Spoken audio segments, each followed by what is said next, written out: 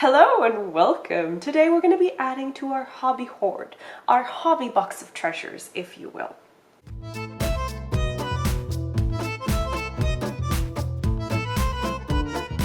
During our Japan shopping experience, where I went over all the little trinkets and treasures that I brought from Japan, you expressed an interest to learning along or seeing a vlog about me learning Sashiko, and that is what we're going to be doing today. So our goals for today are to go over what is Sashiko, watch a tutorial or several tutorials to see what we pick up, and blunder our way through actually starting our Sashiko piece. Now, I don't actually expect to finish it on this vlog, but I will certainly take you along on all this learning experience and make it a comfortable, cozy, crafty chat for you. So may I be so bold as to suggest that you pick up a snack, perhaps a warm drink, and let's get cozy. But first, research. We need to research. Let's try actually spelling this correctly now. So Sashiko. Stitching, mending, patterns. Let's do stitching. Okay, so we can safely say that Sashiko is a Japanese stitching or embroidery technique. It is used to embellish garments, but it is also used to be able to mend garments, though the names differ a bit. So boro is traditionally used when talking about mending garments together. Now, there is a long history of Sashiko, and I'm going to link the articles that I read down below. But essentially, in Sashiko, we're going to be using a running stitch. And the fabric, the kit that I got, I will share an overhead now so you can see it. The kit, we have a pre-printed piece of cloth. It is white and it has like little gray dashes, and I'm assuming, because I haven't watched the tutorial yet, this is where my stitching goes. Now, if you're wondering what is the difference between Sashiko and embroidery, well, I'm no expert, of course, but the first difference is the needles. The Sashiko needles tend to have a bigger eye because Sashiko thread is more like yarn in the sense that these are pieces of, or threads of fiber that are just kind of melded together, and it uses matte cotton to do so. Like, it's not shiny like embroidery floss. And unlike embroidery floss, you don't pull apart the Sashiko threads. You leave them completely together and you use the complete strand. For embroidery, you know that we can separate the strands or use the whole of the floss depending on the design and the stitch we are using.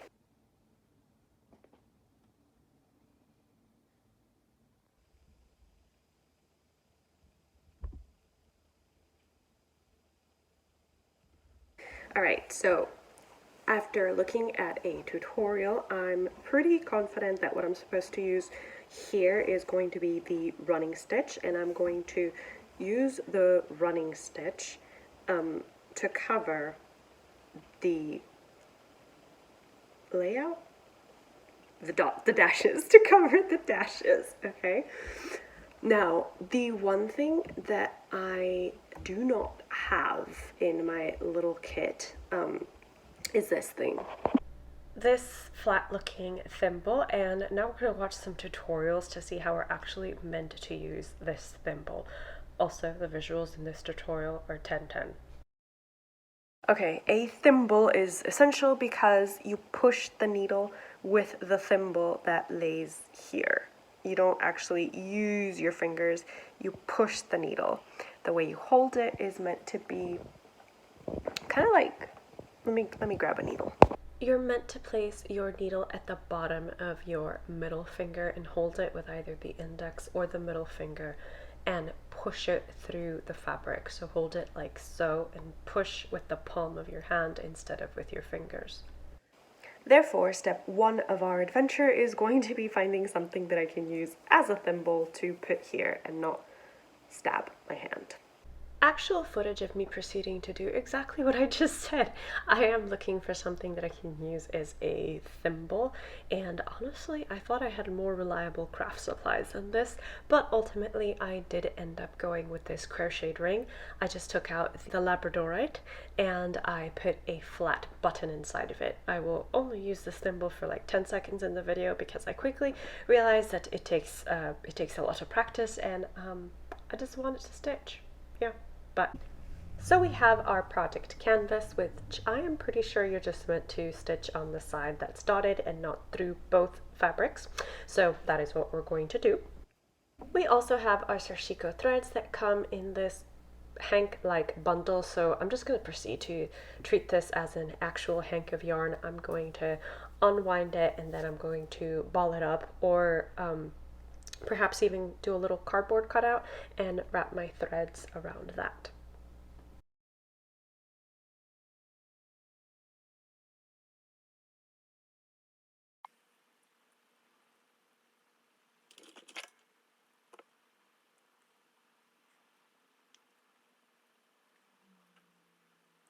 I don't know what I'm doing. I think that's obvious, but we have thread, we have a needle. Let's start. It's going to quickly become apparent why the needle kit brought a needle threader, and it's also going to become apparent that I forgot how to use said needle threader.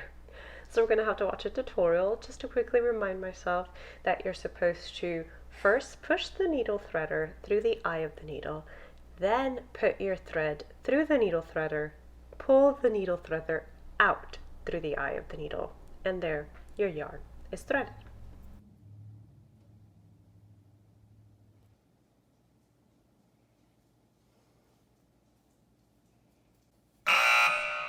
Stop!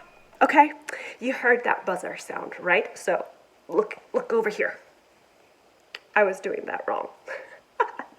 What I mean that after watching several tutorials, of which I have linked them for you in the description box below, I was supposed to stitch down this raw edge, and then after I stitched down this raw edge, then I was supposed to go over both sides of the fabric. Yes. But you know, you win some, you lose some. Now we know that, and now it makes sense why the only raw edge that we have is this side. That was important. So I'm going to stop my sashikoing and I'm going to go do that, sew over that raw edge, and then get back to stitching. But since I only realized that post-editing you get the sort of wrong-footed footage, I mean, I wasn't stitching incorrectly. I was just supposed to go through two pieces of fabric.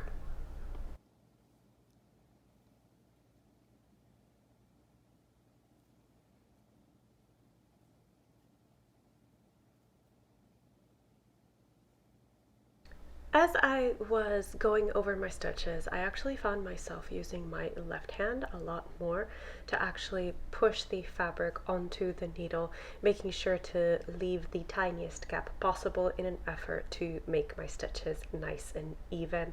Now, that wasn't always possible, so sometimes I did resort to using the running back stitch, and but at least in the video, that didn't seem to be very traditional. But I think with crafts, we all watch a tutorial to find out how we're supposed to do it, and then we find a way that works for us and our hand conditions or our just preferences.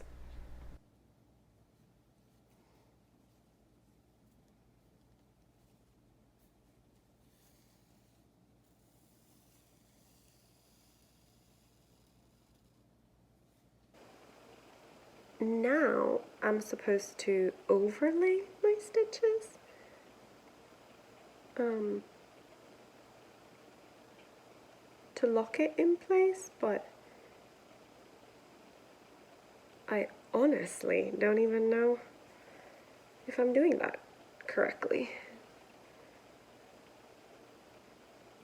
I definitely didn't do it correctly, because when you overlay, you are still supposed to have the same gaps, and I've filled mine in, so cut it all out. Cut it all out. Okay. It's just thread. It's just thread. Okay, let's try that again. Okay, skip one stitch.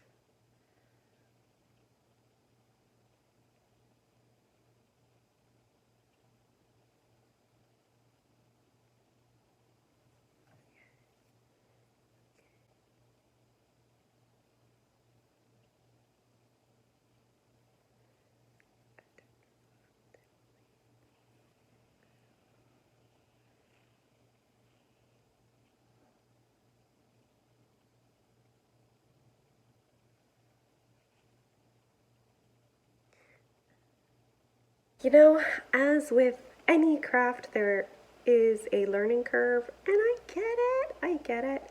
But also, learning a new craft is stressful. I'm not really worrying right now about how I'm holding my needle. I know it's not as she did in the video, that's for sure. But I'm just focusing on trying to get these stitches straight because I don't know, not make straight lines for the life of me. I am not even joking. So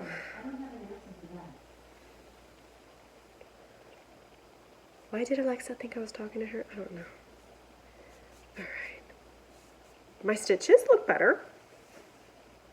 I am going to set a timer for 15 minutes and meet you back here to show you progress on what I've done.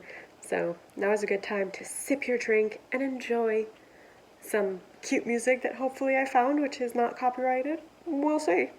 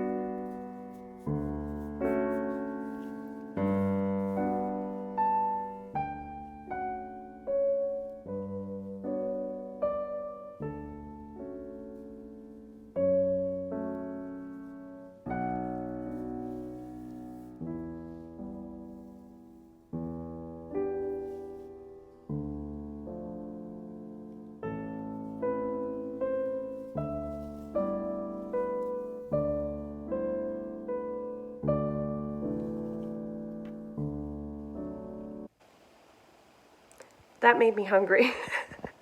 So it's time for a snack. I bought peaches yesterday, but each one is harder than the next, so we'll see.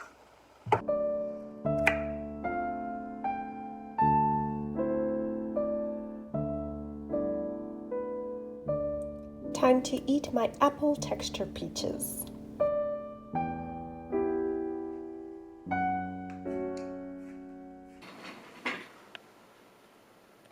So, where are we? Cup of tea aside, I am so far really enjoying Sashiko. In 15 minutes, I still wasn't able to finish my teapot, but it is very meditative, very, very soothing. It's something definitely to encourage mindfulness and for you to be present in the moment that you are in. I am 100% sure I'm not holding my needle correctly, and I, as you saw, just set aside my faux needle minder because it wasn't really working for me. I don't know, maybe I always thought I have small hands, but maybe my hands are just too big for those needles. I don't know, but we are going to be finishing the teapot today, definitely, and we'll see what other one we get started.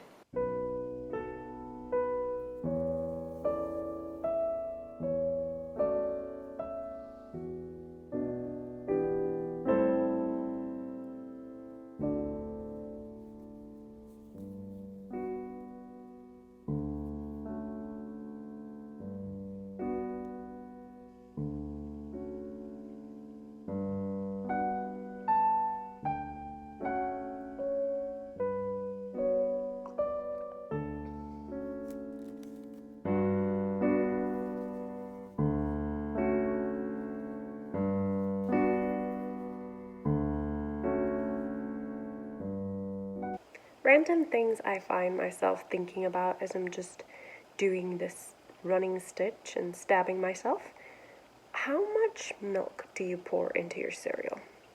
Like, I hate when I finish the cereal having a lot of milk left over, but I also hate when I finish my cereal and I have no milk left over. So I kind of have to pour enough so that the cereal gets wet and I only have the tiniest bit of milk left. I know, it probably seems very, very weird. But we all have our things, don't we? Hello? Yeah. Also, as I'm completing this teapot, I think I'm gonna have to cut a lot of thread to complete the X's. So I will probably not do that right now because we got a package. Because, well, you know, I do not like having lots of ends to weave in or overlay over, however you want to call it. Whee! Right, I'll probably keep doing this until I get hungry again for lunchtime, and then we will move on to other work.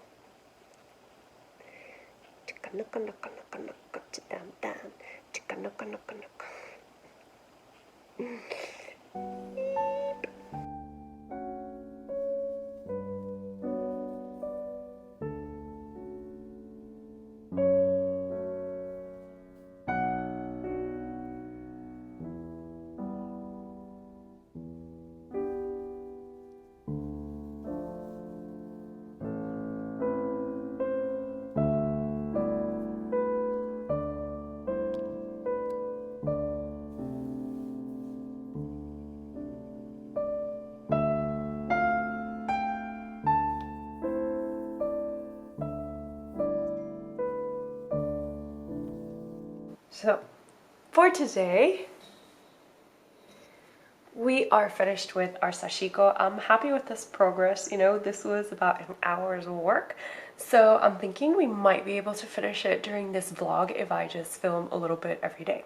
But for now, I'm gonna have some lunch. I'm hungry and I think I'm gonna be making some spring rolls because it's like my go-to summer meal. Let's go.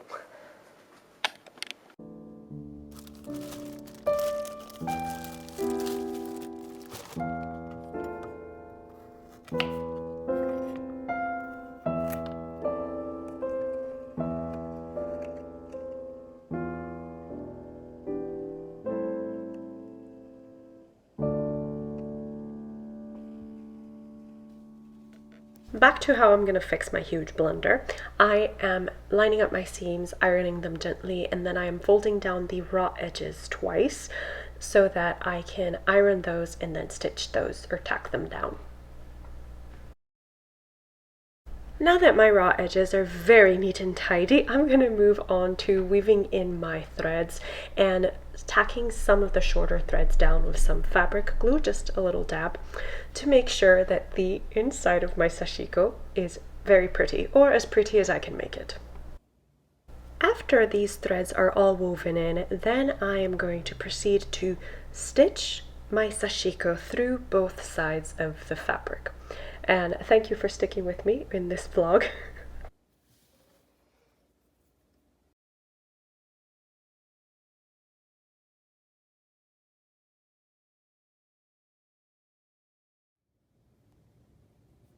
While I did not record a lot of my progress in the Sashiko tapestry project, let's say Sashiko project. Let's start again. While I did not record a lot of my progress making this Sashiko project, I did find myself wanting to work on it either early in the mornings with my cup of tea when I first got up, or late in the evenings just as I was settling down with my audiobook in bed with my new huge squishy mallow.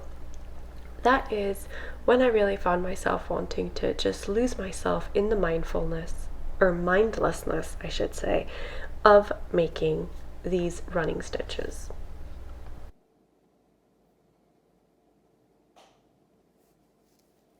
As mentioned several times in this video, I think Sashiko is very meditative, and while it's beginner friendly, I do think there is a little bit of a learning curve, but you know, not impossible. I myself still haven't managed to hold my needle the suggested way, which was that the needle presses into the bottom part of your middle finger and you don't actually use your fingers to move the needle. Instead, you use your hand to provide that pressure. This has been my progress so far in a week, and here is the back of the work. I'm also having issues finding neat ways to hide the stitches that doesn't include knots. I know the technique actually measures overlay, but I don't think I'm doing that correctly. Overall, I have to say that Sashiko is a very meditative and enjoyable craft. I am very grateful to past Clarissa for having picked this up at Hobbies. I mean, I had learned or heard about Sashiko, but I had never really tried it. And I'm very grateful that I gave myself that opportunity and that you, my very beautiful, gorgeous friends, allowed me the opportunity to share my learning process with you. I hope that this video encourages you to try your own Sashiko. You don't have to purchase a printed pattern like I did. You can just grab a spare piece of cloth and draw diagrams on your cloth and then work over those with running stitch, because that is what we are using. We're using the running stitch. I feel that we fulfilled our goals for this vlog. We didn't really set out determined to finish this piece. We set out to learn a new craft and see if we enjoyed it, see if it was something that we would consider practicing more often. And while I've already said that you don't need to have a printed pattern to practice Sashiko, I think that the way I'm going to be using this more often is actually to be mending my clothes. Now, when you use Sashiko to mend clothes, I believe this is called boro. Boro, if I'm not mistaken, is the name of the patch that you put, and it's like a continuous Sashiko. Because, for example, the little stars or the little plus signs, when you continuously embroider those onto a patch, that is what we call boro. I may be mistaken. As I said, I am not an expert in this, but I will include several of the blogs and books that I consulted when I was thinking of a way to summarize this video. Once again, I want to thank you for joining me in this little crafty vlog venture. Let me know if you yourself would try Sashiko. I encourage you to, and I think it would be just beautiful to trace maybe a teacup pattern on a pair of jeans that need to be patched and then drawing a little teacups all over the jeans. I think that would be great. Very Alice in Wonderland themed. Which is of course why I picked the Sashiko pattern that I did. But before we end today's vlog, thank you again for joining me. I have to pick a winner for the Woobles giveaway. Now, originally you had to comment the word amigurumi in the Woobles review vlog, really. But since we only had 7 participants, what I'm going to be doing is that I'm going to just be putting all the people that commented on that video into a random name picker and have that decide the fate of all. So I'm going to be doing that right here in the background.